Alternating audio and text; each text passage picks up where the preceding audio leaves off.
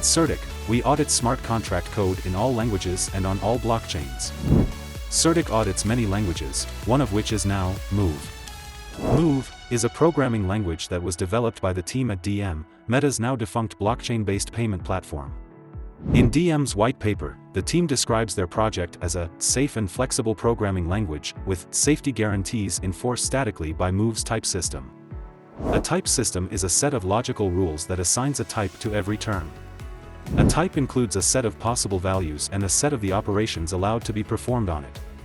A term can be a word, a phrase, a series of numbers, or any other set of symbols. Diem officially shut down in January 2022, leaving their code open-sourced, which allows Move to live on.